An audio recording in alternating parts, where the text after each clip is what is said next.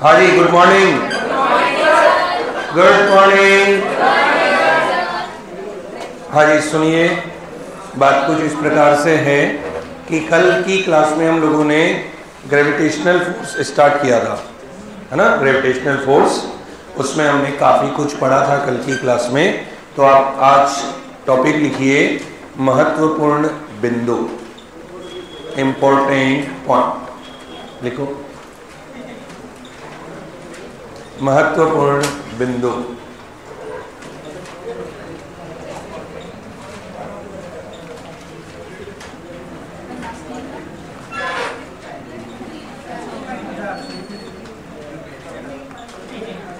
Important point.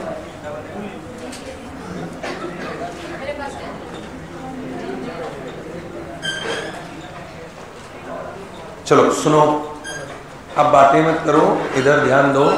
बहुत ही important बातें discuss करेंगे आज हम। सबसे पहली बात क्या है, हमने ये पढ़ा था कल की क्लास में कि G बराबर capital G capital M upon R। यहाँ कहीं भी वस्तु का द्रव्यमान बोले तो मास नहीं है। इसका मतलब सबसे पहली बात आज हम क्या पढ़ने वाले हैं, जो मैंने कल बता भी दिया था आपको। सबसे पहला पॉइंट लिखिए, लिखो गुरुत्वीय त्वरण का मान, गुरुत्वीय त्वरण का मान वस्तु के द्रव्यमान पर निर्भर नहीं करता है। लिखो ग्रेविटी डज नॉट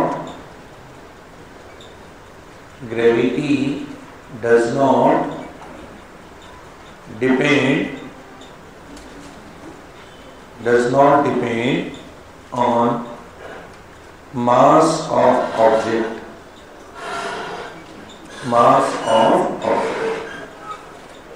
दोबारा बोलूं, लिखो गुरुत्वीय त्वरण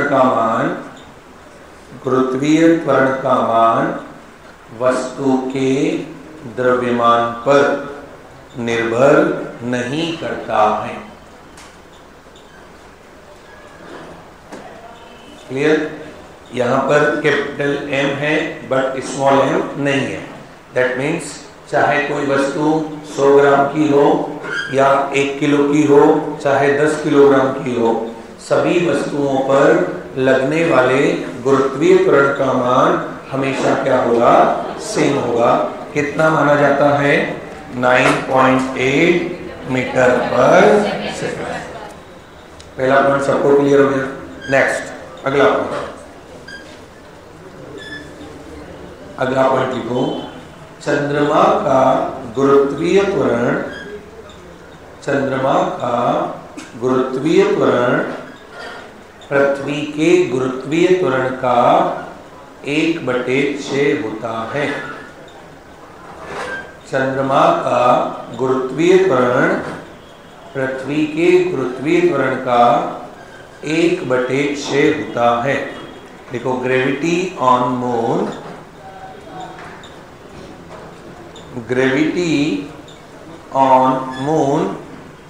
is 1/6 of gravity of Earth। चंद्रमा का जो गुरुत्वीय त्वरण है वो पृथ्वी के गुरुत्वीय त्वरण का कितना है? 1/6। ये बात मैं आपको पहले भी लिखा चुका था, है ना। सेम ऐसे लिखो, एक और लिखो, ग्रेविटी ऑफ स्पेस इज 0। अंतरिक्ष का गुरुत्वीय त्वरण 0 होता है। ग्रेविटी ऑन स्पेस, अंतरिक्ष पर ग्रेविटी कितनी होती है? 0। तभी आपने देखा होगा वहां जो एस्ट्रोनॉट वगैरह जाते हैं, साइंटिस्ट वगैरह, वो सब वहां पर तैरते रहते हैं। ठीक है, तो बात कुछ ऐसी है कि एक प्रश्न आता है। प्रश्न क्या आता है कि एक बॉल है, मान लो मैंने बॉल उछाली, मैंने एक बॉल उछाली और जितने फोर्स से मैंने बॉल उछाली वो बॉल मान लेते हैं 2 मीटर ऊपर तक गई। कितनी? 2। एक व्यक्ति द्वारा एक बॉल उछालने पर 2 मीटर ऊपर जाती है। कहां पर? पृथ्वी की सतह पर। अगर वही व्यक्ति उसी बल से उसी बॉल को चंद्रमा पर उछालता तो बताइए वह बॉल कितनी ऊंचाई तक जाती? तो हम क्या करेंगे? 6 से गुणा कर देंगे। कितना जाएगी? 12। मान लो मैं खड़ा हूं पृथ्वी पर, अगर मैं जंप करता हूं और मान लो मैं पृथ्वी पर 1 फीट जंप कर पाया। कितना? 1 फीट। और मैं चंद्रमा पर जाऊंगा तो वो 6 फीट में कन्वर्ट हो जाएगा। कितने फीट में? क्योंकि वहां की ग्रेविटी कितनी है? 1/6। तो ध्यान रखिएगा, प्रश्न लिखो, प्रश्न के तौर पर लिखो,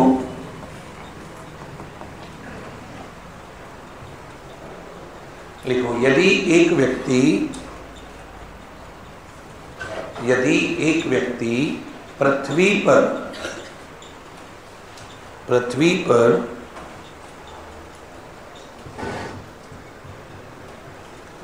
1 फीट की ऊंचाई तक कूद सकता है। देखो, if a person can jump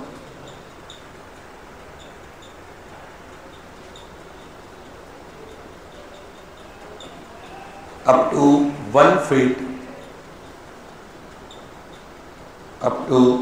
feet on surface of earth।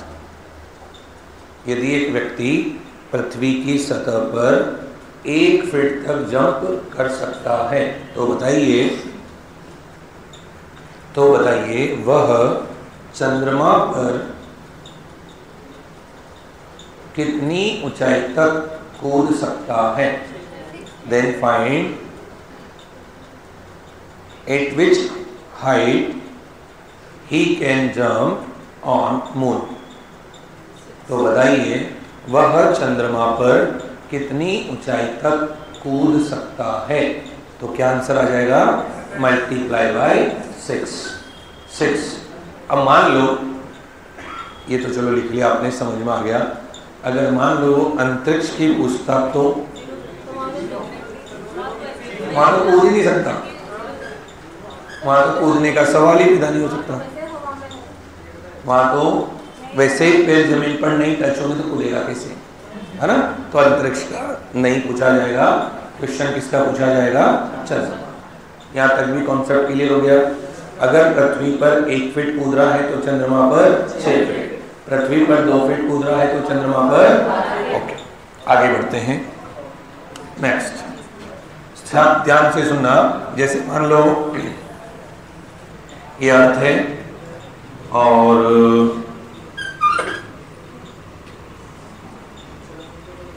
ये इक्वेटर हो गया, ये क्या हो गया? पॉल। ठीक है, हमने कल एक ऑब्जेक्ट को यहां रखा था जिसका मास कितना था? m। मास कितना था? m। और यहां से यहां तक की जो डिस्टेंस थी वो कितनी थी? इन दैट केस हमने g की वैल्यू फाइंड आउट की थी, capital G capital M upon r²। ठीक है, अब प्रश्न हमसे ये पूछा जाएगा कि यदि कोई व्यक्ति पृथ्वी की सतह से ऊपर चला जाए तो ग्रेविटी पर क्या इफेक्ट होगा, और यदि कोई व्यक्ति पृथ्वी की सतह के अंदर चला जाए तो ग्रेविटी पर क्या इफेक्ट होगा। आपको काफी टाइम पहले शायद मैंने एक बात पढ़ाई थी कि जब हम पृथ्वी की सतह से ऊपर जाते हैं या पृथ्वी की सतह पर हम नीचे से ऊपर जाते हैं तो एटमॉस्फेरिक प्रेशर कम हो जाता है। वायुमंडलीय दाब, एटमॉस्फेरिक प्रेशर क्या होता है? कम। ऐसे अगर हम नीचे जाएंगे, गड्ढा खोदकर अगर नीचे जाएंगे तो वहां भी एटमॉस्फेरिक प्रेशर क्या होगा? कम। क्यों? क्योंकि ऑक्सीजन की क्या हो जाती है? कम। अगर आप ऊपर जाओगे, उत्तरी इलाके में जाओगे तो वहां पहाड़ी इलाके में जाओगे तो वहां ऑक्सीजन की क्या हो जाएगी? कमी। ऑक्सीजन की कमी हो जाएगी तो एयर प्रेशर क्या हो जाएगा? डाउन। सेम ऐसे नीचे जाओगे ऑक्सीजन की क्या हो जाएगी, कमी, एयर प्रेशर क्या हो जाएगा, डाउन। तो वही चीज यहां समझते हैं। मान लेते हैं कि ये वस्तु यहां से यहां चली गई पृथ्वी की सतह से h ऊंचाई पर, पृथ्वी की सतह से h ऊंचाई पर चली गई। तो बताओ अब इस वस्तु का की जो डिस्टेंस है वो कितनी हो गई, r प्लस एच। इस केस में हम क्या लिखेंगे, g बराबर g capital M upon r plus H का स्क्वायर। r प्लस एच का होल स्क्वायर अगर लिखा तो नीचे वाली वैल्यू बढ़ रही है, नीचे वाली वैल्यू क्या हो रही है, पहले r था, अब r में हमने क्या कर दिया, h जोड़ दिया, तो नीचे वाली वैल्यू क्या हो गई, बढ़ गई, तो ऊपर वाली वैल्यू क्या हो जाएगी। तो ध्यान रखना, अगर पृथ्वी की सतह से ऊपर जाओगे तो क्या होगा, ग्रेविटी क्या हो जाएगी, कम। इसीलिए तो हम कहते हैं कि पृथ्वी की सतह से अगर हम चंद्रमा की सतह पर पहुंच जाए तो वहां पर क्या होगा, ग्रेविटी अपने आप कम। फिर और ऊपर गए, स्पेस में पहुंच गए तो और क्या हो जाएगा, है ना। तो लिखो अगला पॉइंट, देखो पृथ्वी की सतह से, पृथ्वी की सतह से ऊपर जाने पर गुरुत्वीय त्वरण के मान में कमी होती है।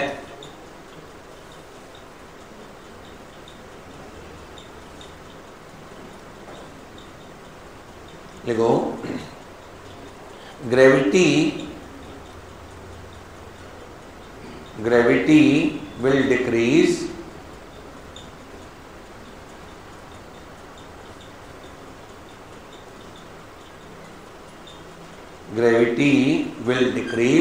due to upward motion or height from surface of earth,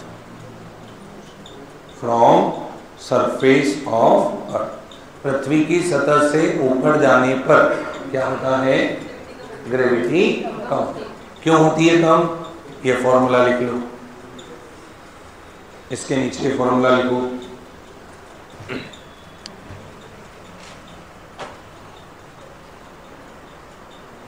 हाँ बेटा,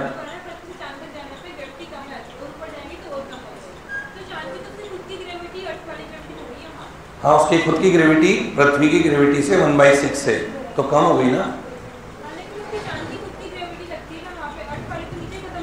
हाँ बिल्कुल, तो कम, तो मैं वही तो कह रहा हूँ, कंपैरिजन करवा कि हम पृथ्वी से चंद्रमा पर गए, ठीक है, पृथ्वी पर कितना है 9.8, ऊपर गए, है ना, चंद्रमा पर हम गए, तो धीरे धीरे ग्रेविटी कम होती 9.8 की केवल कितनी रह गई, 1/6।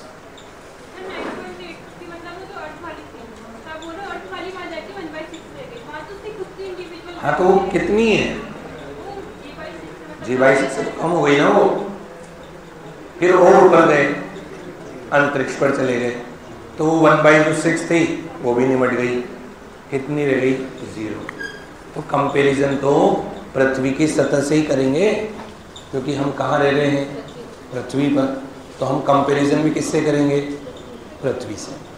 1/6 पृथ्वी से ही क्यों लिखते हैं, आपने कभी ये तो नहीं पढ़ा होगा कि चंद्रमा की ग्रेविटी मंगल की कितनी होती है, बुध की कितनी होती है, पढ़ा गया, नहीं ना, नहीं पढ़ा हमने हमेशा किससे पढ़ा है, पृथ्वी से, क्योंकि हमें लेना देना भी केवल किससे है, पृथ्वी से, है ना। क्योंकि अभी तक हमने केवल हमारी जो गैलेक्सी है उस गैलेक्सी में केवल एक ही सिस्टम पढ़ा, सोलर सिस्टम पढ़ा। सोलर सिस्टम में भी हमने केवल और केवल एक ही प्लेनेट के बारे में ढंग से पढ़ा, वो है पृथ्वी। हमने बाकी और किसी के बारे में पढ़ा ही नहीं। और उसमें भी अगर सैटेलाइट देखें तो केवल एक ही है, चंद्रमा, जिसके बारे में हमने अच्छे से कभी पढ़ा होगा। तो है तो बहुत कुछ, लेकिन कंपैरिजन हमेशा किससे होगा, पृथ्वी से। चलो ये लिख लिया आपने फॉर्मूला, पृथ्वी की सतह से ऊपर जाओगे तो क्या होगा, जी के मान में कमी होगी। लेकिन मुझे एक बात बताओ, मान लेते हैं कि ये तो पृथ्वी की सतह से ऊपर गए थे। अब एक काम करते हैं, एक डायग्राम और बनाते हैं।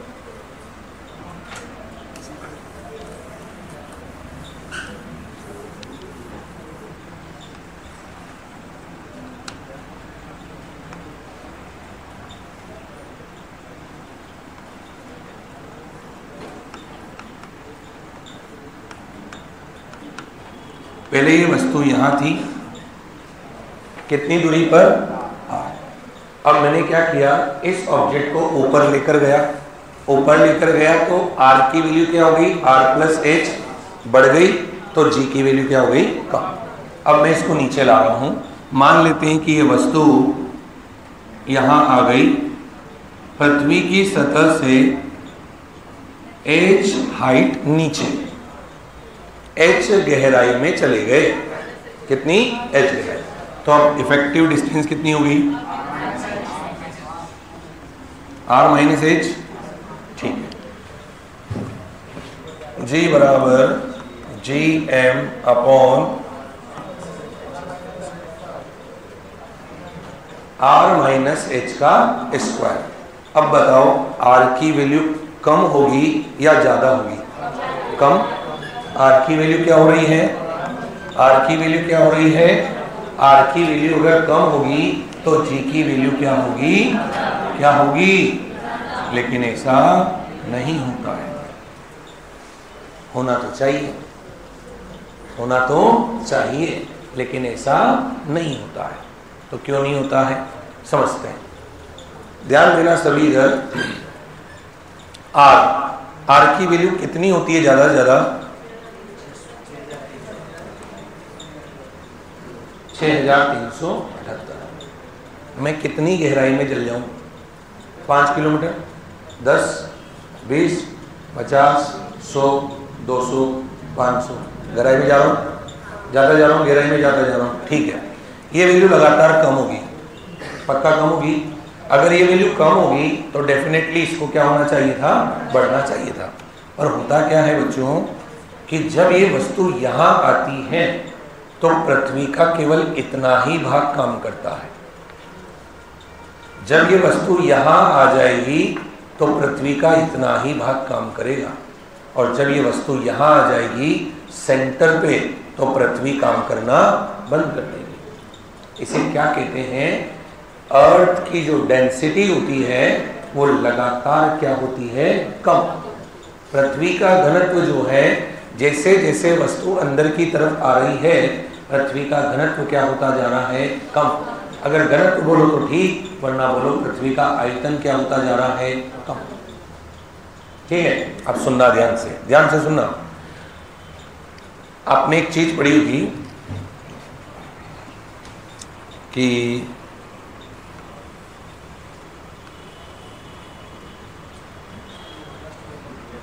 इसका क्षेत्रफल इसके क्षेत्रफल से ज्यादा होगा और इसका क्षेत्रफल इसके क्षेत्रफल ज्यादा। व्रत में पढ़ा होगा आपने, हिसाब पढ़ा है ना। तो एक बात बताओ, आउटर वाले एरिया का मतलब आउटर में जो ये है इसका एरिया ज्यादा होगा, अंदर वाले का कम, फिर उसके अंदर वाले का, इसके अंदर वाले का। इसका मतलब जो आउटर सरफेस बाहर होती जा रही है उसमें उसका ज्यादा से ज्यादा इफेक्ट जो है वो लगातार क्या होता जा रहा है, कम। इसका मतलब ये है कि अगर मैं एरिया को छोड़कर बात करूं मास की, तो समझना अगर ये एरिया ज्यादा है तो यहाँ का मास भी तो ज्यादा होगा। अगर ये एरिया कम है तो यहाँ का मास भी क्या होगा, कम।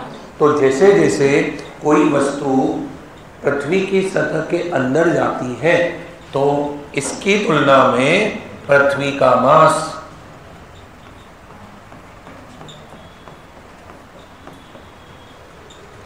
R माइनस एच की तुलना में पृथ्वी का जो द्रव्यमान है वो कुछ ज्यादा ही कम हो जाता है। अब इसकी तुलना में अगर इसकी वैल्यू ज्यादा कम हो गई तो डेफिनेटली इसकी वैल्यू भी क्या होगी, कम। ये रीजन है इसका कि R माइनस एच में ये वैल्यू कम होने के बाद भी जी का मान बढ़ता क्यों नहीं है? जी का मान फिर भी क्या होता है?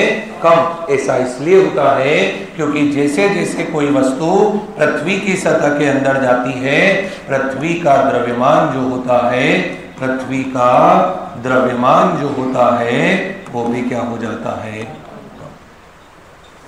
चलो अब ध्यान से सुनना। 6378, 6378 मान लेते हैं कि ये 6000 है। इसका स्क्वायर करो।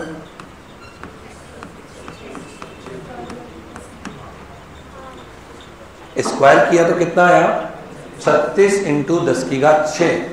और जब धीरे धीरे पृथ्वी का मास कम होगा तो ये 10⁻24 से 10⁻15, 10⁻10, 10⁻5, 10⁻1 और 10⁻0 और फिर बिल्कुल खत्म।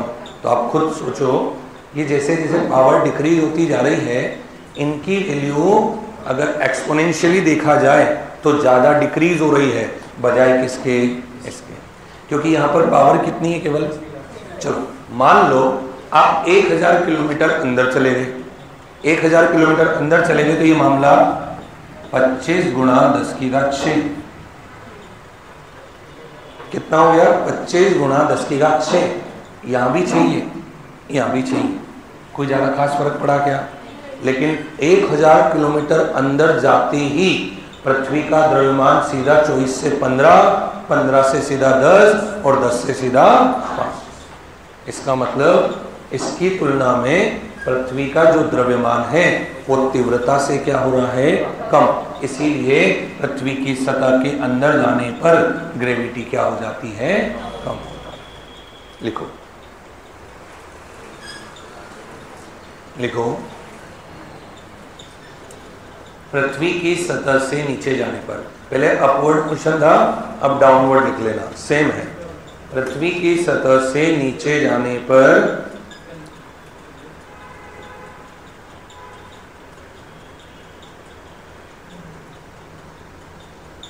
पृथ्वी की सतह से नीचे जाने पर bg के मान में कमी होती है।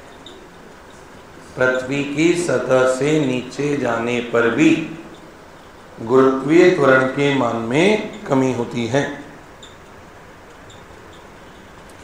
अपवर्ड मोशन एंड हाइट जहां लिखा था वहां पर केवल लिखना है डाउनवर्ड मोशन एंड डेप्थ, बस, और कुछ भी नहीं करना, बाकी पूरा सेम है। लिखाओ, लिख लो।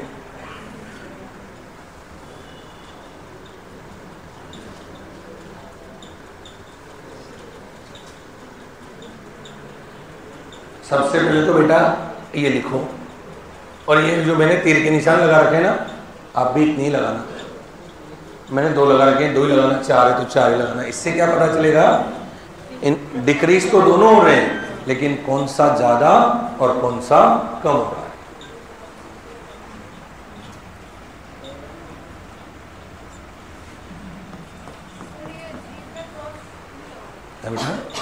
नहीं, क्रॉस मत लगाओ, ऐसे लिखो डायरेक्ट।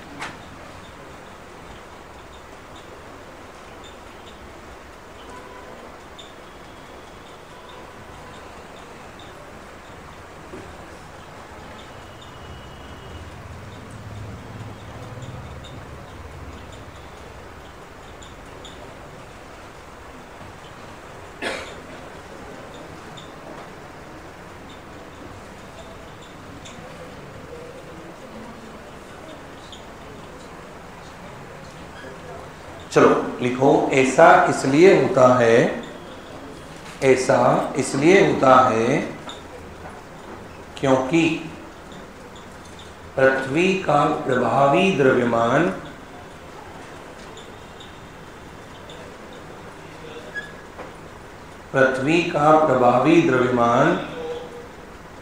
R-H की तुलना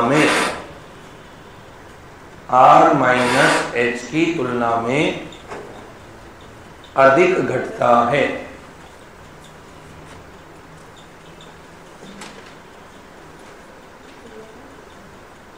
लिखो, this incident occur because of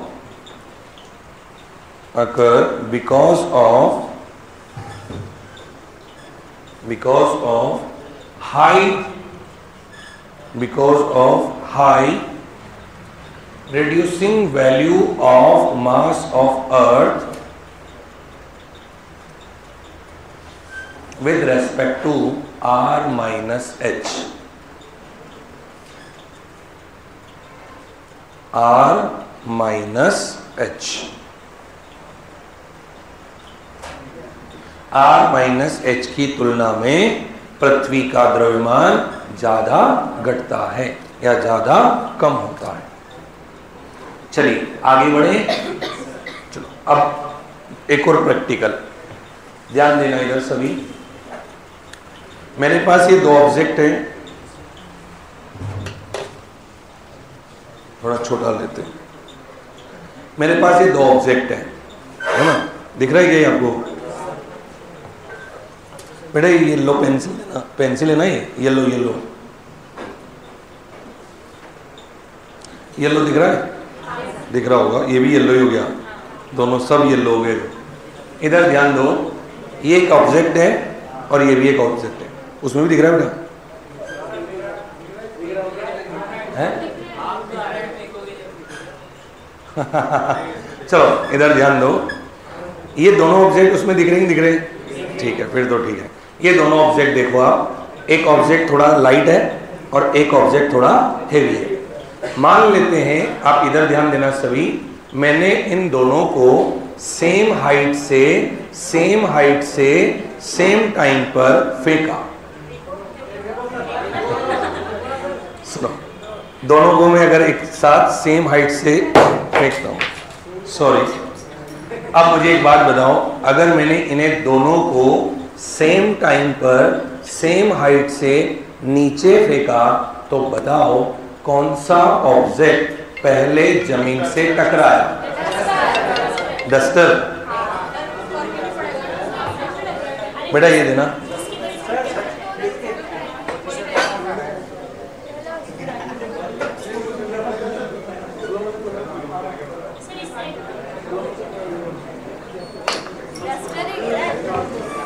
चलो सुनो, ध्यान देना इधर, ये डस्टर है हेवी मास, ये पेंसिल है लो मास।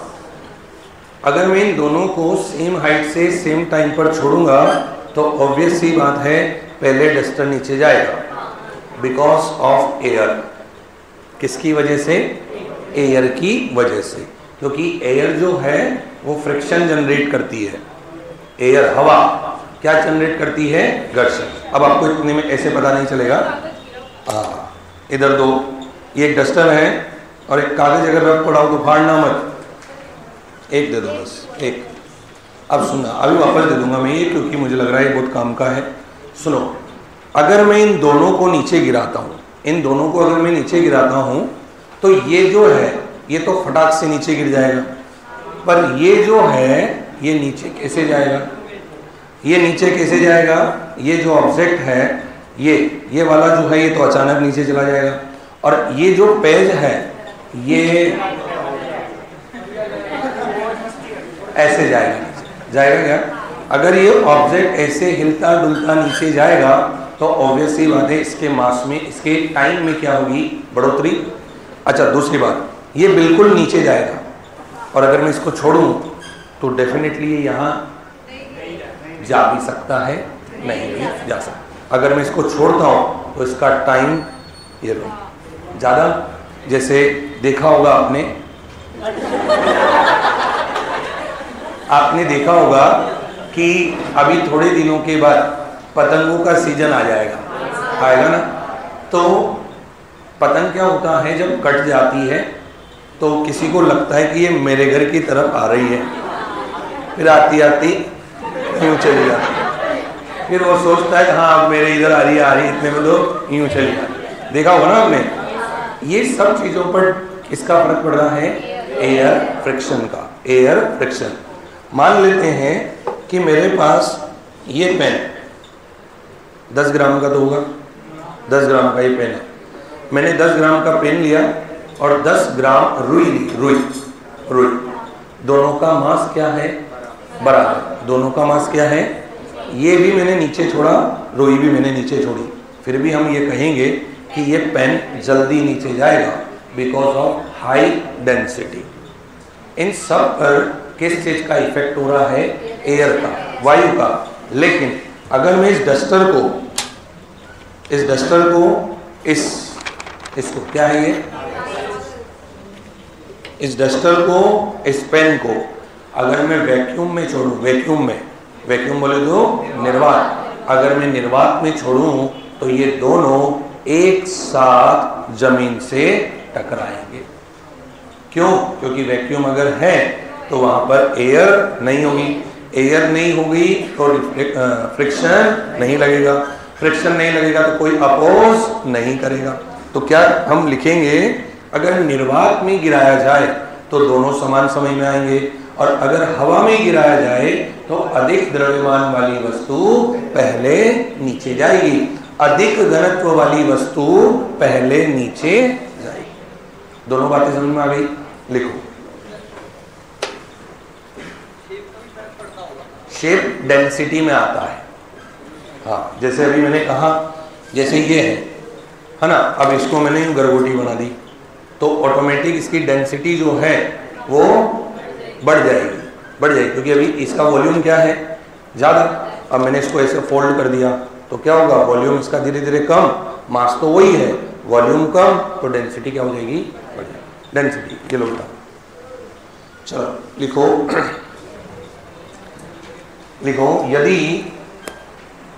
यदि दो अलग अलग द्रव्यमान की, यदि दो अलग अलग द्रव्यमान की वस्तुओं को हवा की उपस्थिति में, हवा मत लिखना, वायु लिखना, वायु अच्छा लगेगा। वायु की उपस्थिति में समान ऊंचाई से गिराया जाए, समान ऊंचाई से गिराया जाए तो अधिक द्रव्यमान वाली वस्तु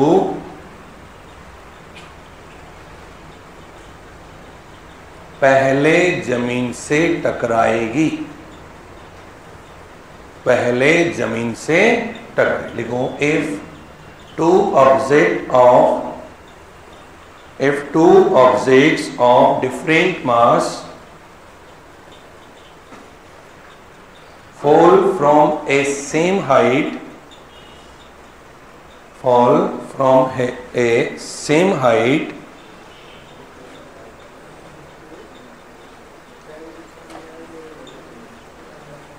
under presence of air,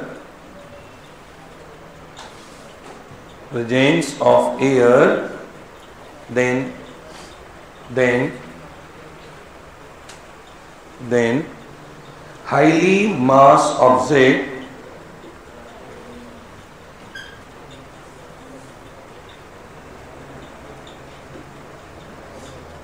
reached its surface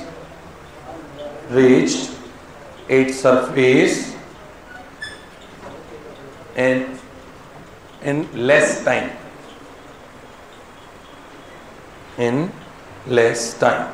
यहाँ हाईली मास ऑब्जेक्ट की जगह अगर लोअर मास ऑब्जेक्ट लिखते तो यहाँ पर लेस टाइम की जगह हम क्या लिख देते? More time. ठीक है, अब आपको क्या करना है, यही कहानी दोबारा फिर लिखनी है, लेकिन अंडर एयर प्रेजेंट, ऐसा भी लिखा है ना, एयर की जगह आपको क्या लिखना है? वैक्यूम, निर्वात। वापस लिख लो। यदि अलग अलग द्रव्यमान की दो वस्तुओं को निर्वात में समान ऊंचाई से एक साथ गिराया जाता है तो दोनों वस्तुएं समान समय में जमीन से टकराती है, ऐसा लिखना है आपको।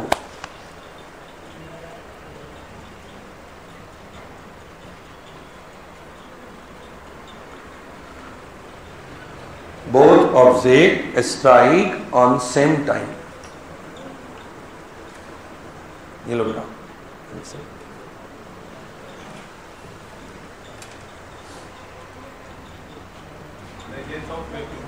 हाँ, प्रेजेंस ऑफ वैक्यूम मत लिखो, इन वैक्यूम लिखो। हाँ, निर्वात में दोनों वस्तुएं एक साथ नीचे आएगी। ध्यान रखना ये बहुत अच्छे से।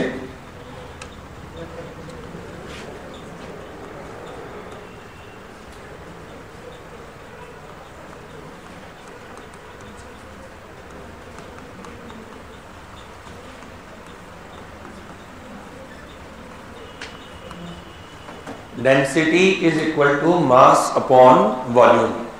अगर मास सेम है, अगर मास सेम है तो डिपेंड किस पर करेगी? डेंसिटी वॉल्यूम पर। ठीक है, तो बात वही है, ज़्यादा अलग बात नहीं है। जहाँ हमने सेम मास लिखा था, नहीं सॉरी डिफरेंट मास लिखा था, वहाँ अब हम लिखेंगे different density but same mass. समझना ध्यान से, मैंने दो अलग अलग द्रव्यमान की वस्तुओं को गिराया था। अगर वायु थी तो ये पहले आया क्योंकि ये भारी था। अगर वैक्यूम होता दोनों एक साथ आता। अब ये जितना मास इसके अंदर है सेम उसी मास का मैंने कोई दूसरा ऑब्जेक्ट लिया, जैसे रुई, कॉटन। अगर मैंने कॉटन लिया, ये भी 10 ग्राम का है, कॉटन भी 10 ग्राम की है, लेकिन अगर इसको देखूं मैं तो इसकी डेंसिटी उस कॉटन की डेंसिटी से कहीं गुना ज़्यादा होगी। तो इसकी डेंसिटी ज़्यादा होने की वजह से इसके अंदर हैवीनेस ज़्यादा होगी और वो क्या होगा? हल्का लगेगा। हल्का लगेगा तो वो देर से पहुंचेगा और ये जल्दी पहुंच जाएगा। तो यहाँ मास की जगह केवल और केवल किस चीज में चेंज हो रहा है? डेंसिटी में। लिखो डेंसिटी, लिखो if two objects of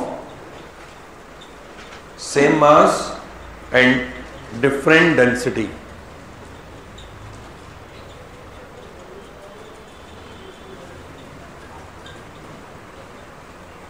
fall down in presence of air, fall down in presence of air at same height, from same height,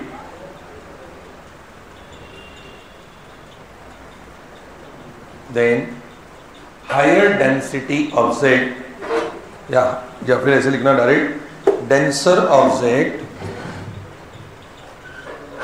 will rest before time या less time. Same height in presence of air भी लिखा है मैंने, लिख लिया? हाँ, तो उसके बाद क्या लिखा आपने? जो हायर डेंसिटी ऑब्जेक्ट है rest at surface in less time या बिफोर टाइम। हिंदी में लिख लिया गया? लिखो लिखो समान द्रव्यमान, समान द्रव्यमान, समान द्रव्यमान लेकिन अलग अलग घनत्व, समान द्रव्यमान लेकिन अलग अलग घनत्व, समान द्रव्यमान लेकिन अलग अलग घनत्व, समान द्रव्यमान लेकिन अलग अलग घनत्व की दो वस्तुओं को समान ऊंचाई से गिराने पर, समान ऊंचाई से गिराने पर अधिक घनत्व वाली वस्तु पहले जमीन से टकराएगी या पहले पहुंच जाएगी। और यही चीज आपको दोबारा किसके लिए लिखनी है? वैक्यूम के लिए। तो आप वो लिख लोगे।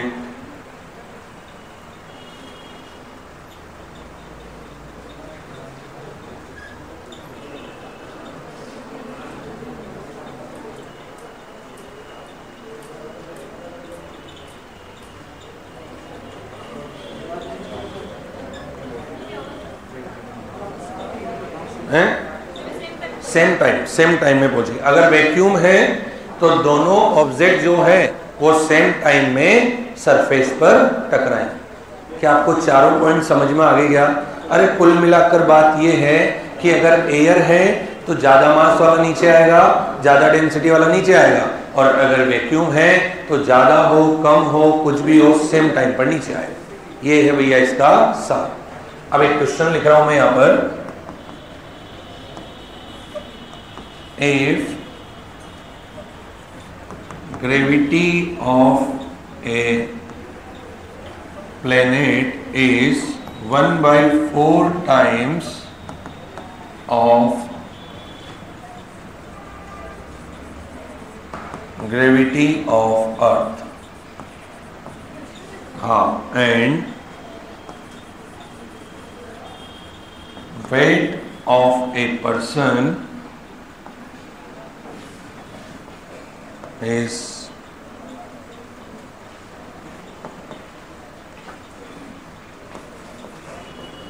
600 Newton on surface of Earth, then find the value of mass and weight of that person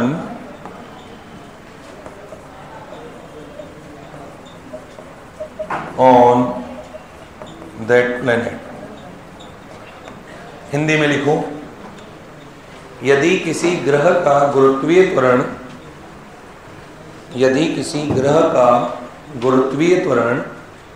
पृथ्वी के गुरुत्वीय त्वरण का 1/4 है,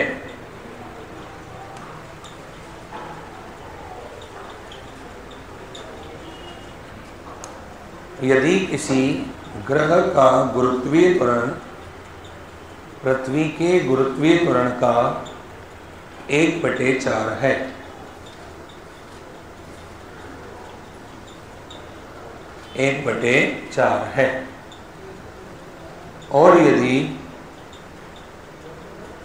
और यदि किसी व्यक्ति का भार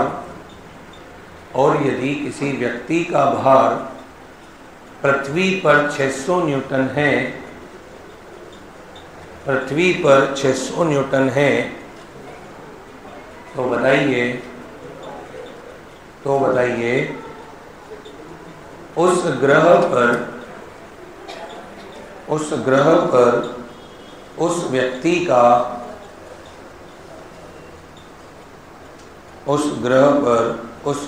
का द्रव्यमान तथा भार क्या होगा। उस ग्रह पर उस व्यक्ति का द्रव्यमान तथा भार क्या होगा।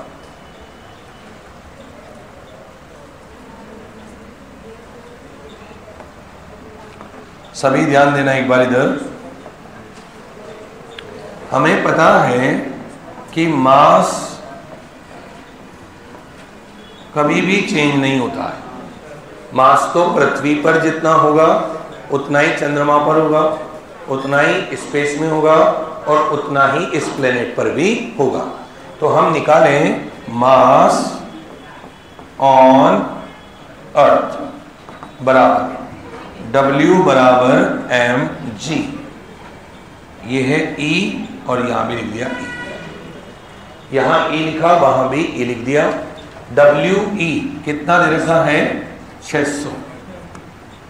600 बराबर m इंटू 10। इससे ये कट गया, m बराबर कितना आ गया 60 kg। m बराबर कितना आ गया 60 kg। इसका मतलब वो पर्सन यहाँ भी 60 का है, तो उस प्लेनेट पर भी कितने का होगा 60 का। क्लियर। अब हमें पता है कि ग्रेविटी जो है, gravity of planet is equal to 1/4 of gravity of earth. जो पृथ्वी की ग्रेविटी है उसका कितना है 1/4। तो याद रखना weight on that planet is also 1/4 of weight on earth. अगर गुरुत्वीय त्वरण 1/4 है तो भार भी 1/4 होगा। तो भार कितना है पृथ्वी पर 600 बटे 4, तो कितना आ गया WP बराबर 150 न्यूटन। उस ग्रह पर उसका वेट कितना हो गया 150 न्यूटन और मास कितना हो गया 60 किलोग्राम। ऐसे ही क्वेश्चन हमने पहले भी किए थे, बट कुछ बच्चे जो बाद में जुड़े हैं वो ध्यान रखना, ऐसे क्वेश्चन अधिकांशतः पूछे जाते हैं। तो मास हमेशा क्या होगा सेम, लेकिन वेट क्या होगा अलग।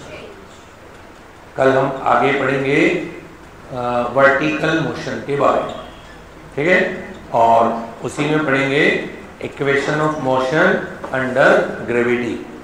Okay, thank you.